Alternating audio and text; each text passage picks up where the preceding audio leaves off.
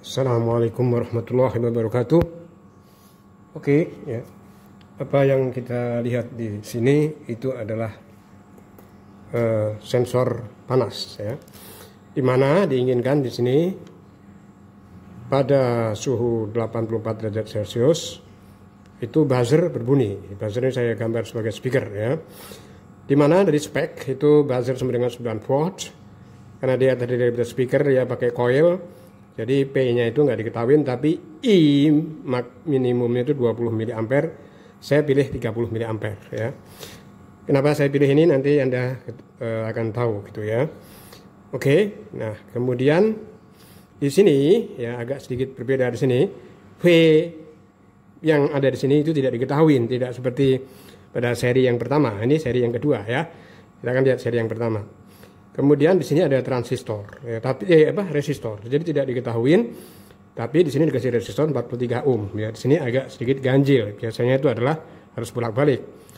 Tapi sebetulnya itu ada, nggak jadi masalah. Ya, pada yang seri 1 itu pada emitor itu sudah dikolek. Jadi V-nya itu sudah diketahui sampai dengan 2 volt yang saya tulis V minimum, ya.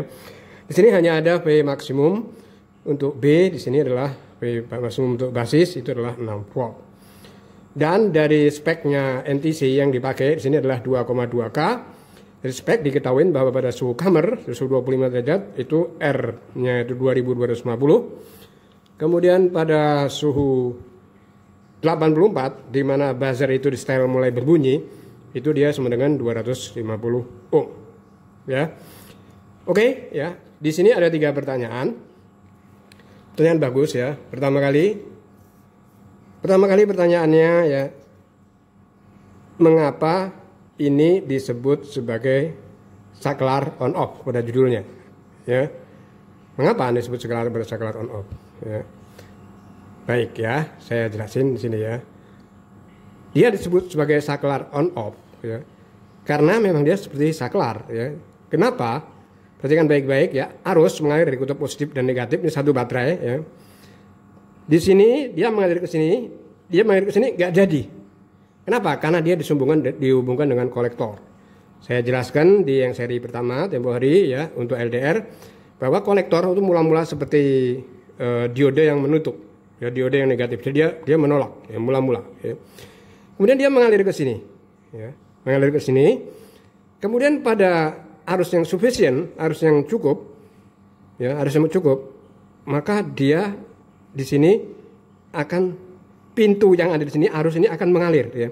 Pada waktu arus mengalir, ini nggak diem, nggak sekali, kan, ya.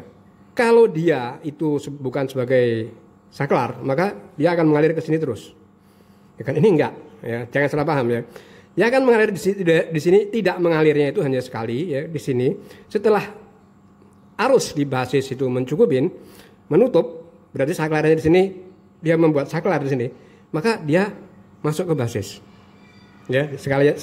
Selain masuk di sini, dia juga masuk ke, masuk ke apa itu namanya, ke kolektor, ya. Dia masuk ke speaker. Jadi arahnya dari sini ke sini setelah arus itu ada. Nah, jadi di sini itu seperti gate, ya. Jadi sebelum arusnya cukup, dia gate-nya itu nutup, jadi seperti nutup di sini, ya. Setelah arusnya itu cukup, ya, baru dia membuka, ya. Sebelum arusnya cukup dia membuka, setelah arusnya cukup dia menutup, baru arus bisa mengalir dari sini ke sini, ya. Tapi itu setelah mengalir ke sini dulu, nah, makanya kita namakan saklar.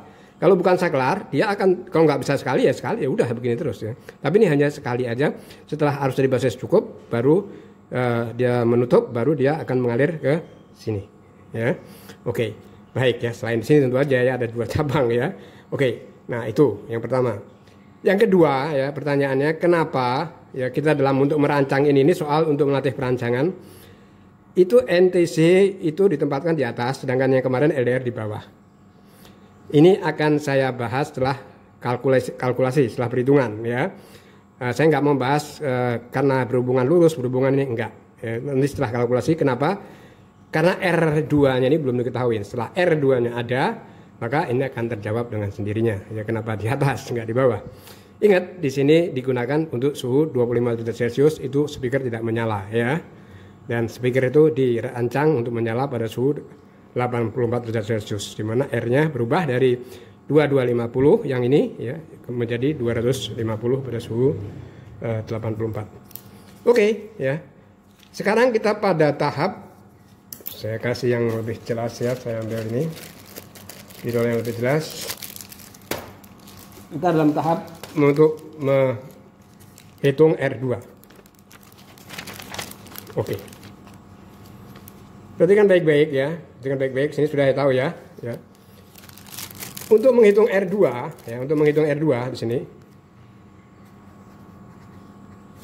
seperti yang pertama ya, step pertama, yaitu apa yang kita hitung. Yang kita hitung ya, supaya yang kita rancang itu tidak sia-sia, ya, supaya buzzernya tidak rusak, dan komponen yang ada itu termistor dan resistor, dua resistor di sini itu mempunyai batas panas ya. Itu maka kita cari yang paling rawan, yaitu adalah yang load yang ada di sini. Yaitu di sini dia tidak menyebutkan dayanya ya, karena dia pakai coil di sini, tapi dia menyebutkan pada arus itu 30 mA. Berarti saya tidak boleh melebihin yang ada di sini ya. Jadi supaya arusnya itu kencang dan tidak rusak ya.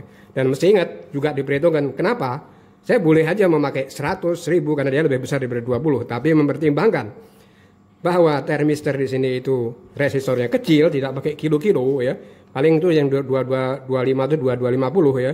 Ini 250 pada suhu 100 akan tambah kecil dan lain-lain. Maka saya pilih yang arus yang kecil aja. Yang penting buzzer itu bisa terdengar. Oke? Dan dia bisa awet. Nah, dalam menghitung R2 itu pertama kali kita cari I ya. Step pertama kita udah tahu bahwa I ya, kolektor itu sama dengan I load. Jadi I yang dari sini sama dengan I yang arus yang nanti masuk ke buzzer di sini. Itu sudah diketahui saya sama dengan 0,30 mA ya, 0,03 ampere gitu ya. Oke, ya, step pertama sudah. Step kedua, kita membukanya kemana? Kan di sini kan tertutup ya. Ini kan sebagai saklar di sini ya. Nah, kita mau membukanya supaya arus itu maksimum dan ini kebuka ya.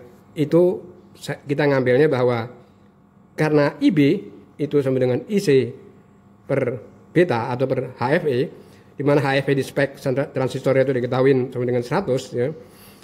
Berarti di sini saya bagi 100 ya, IC-nya itu adalah 0,03. Begitu ya, 0,30 mA, 0,03 ampere kan, dibagi 100 ya, berarti dia sama dengan 3 dikali 10 pangkat min 4. Oke? Apa? Ampere. Nah, setelah IB-nya ini ada ya, baru kita ke step selanjutnya, di mana ya pada T mulai T sama dengan 0 di sini itu arus masuk ke sini ya. Kita mulai dulu dari yang suhu yang R2 ya. Kita mulai dari yang R2 di sini, bahwa oke, untuk yang R1 juga nggak apa-apa ya. Tapi nanti kita akan tulis lagi bahwa di sini dia masuk ke sini, di situ berlaku bahwa I1 sama dengan IB ditambah I2, berarti kita cari I2 ya, kita cari ya I2, IB-nya sudah diketahui, maka dia I2. Ini step ketiga ya, I2 dikurangin I1 sama dengan IB. I1 maksud saya, I1 dikurangin I2 sama dengan IB. I1 itu sama dengan di sini ada V 9 volt ya. 9 ya, dikurangin V yang ada di sini kita belum tahu, yaitu VB, dibagi R yang ada. R pada saat itu 25 itu adalah 2250 ya, atau oke ya, saya tulis kayak begini, dikurangin I2 yang ada di sini itu adalah yang di sini, yaitu VB dikurangin 0 per R2. Nah, di sini untuk mengecek yang ada di sini kita nggak perlu tahu IB-nya berapa, cukup kita lihat bahwa dia itu kira-kira 0,7 itu kan mendekatin 0 kan ya, itu negatif enggak ya, begitu aja ya. Ya, jadi kalaupun nggak negatif, apakah dia bisa melebihin IBE ya, bukan IB, IB apa namanya, IB itu B emitor, di mana kita tahu bahwa VB emitor sama dengan 0,7 karena ini silikon ya. Nah, ini kita cukup cek aja ya, dan ini kita belum bisa ya dia negatif atau positif di sini ya. kita maka ke step yang keempat, yaitu ya pada saat panas, ya ini pada saat dingin ini ya, pada saat dingin 2250 dia sama ya, dimana dia 9 min VB per ya di sini 250 pada saat 84 derajat ya, pas dia mau berbunyi ya, VB per R2 sama dengan I basis kita udah tahu, yaitu sama dengan 3 dikali 10 pangkat min 4. Ada salah dalam perhitungan itu bukan konsep, yang penting konsep ya, tapi ini kita juga perlu teliti ya. Ini betul ya. Baik, artinya ya ini yang kedua ini tidak bisa kita kerjakan kalau kita VB belum kita kerjakan. VB tidak diketahui, tidak seperti yang kemarin, tapi kita ingat bahwa di sini VBE basis emitor gitu ya, itu sama dengan VB dikurangin VE. Oke, itu sama dengan 0,7. VB itu boleh kita tulis 0,7 ditambah V emitor. Berarti ya VB itu sama dengan 0,7. Perhatikan baik-baik ya. Betanya sama dengan 100, jadi IB itu jauh lebih kecil daripada I kolektor. Dimana I kolektor sama dengan IB ditambah I emitor, karena dia kecil sekali maka IC itu sama dengan IE. Jadi kita bisa menganggap bahwa ini VE itu sama dengan IE dikali RE ya. Itu boleh kita tulis kayak begitu, dimana dia sama dengan 0,7. IE yang ada di sini itu pada emitor itu 43 ya, dikali RE, ini RE-nya 43, IE-nya ini kita ganti jadi IC, di sini kita anggap IE itu mendekati IC, boleh, karena apa? Karena IB itu adalah kecil ya. Jadi kurang lebih kayak begitu ya, dikali RE-nya itu 43, ini IC-nya tadi sudah ketahuan yaitu 0,03. Oke. Berarti VB-nya sama dengan 0,7 ditambah 43 dikali 0,03. Saya langsung aja, saya pakai kalkulator ya. Saya ngitung langsung. Bismillahirrahmanirrahim. 43 dikali 0,03 sama dengan 1,29. Saya anggap 1,3 aja biar gampang ya. Memang yang dimaksudkan mungkin angka yang bagus ini ya. 1,3 berarti dia sama dengan 2 volt. Nah, berarti kita sudah ketahuan. Nah, ini 2 volt yang ada ini ya, kita masukkan di mana kalau ini persamaan pertama ya.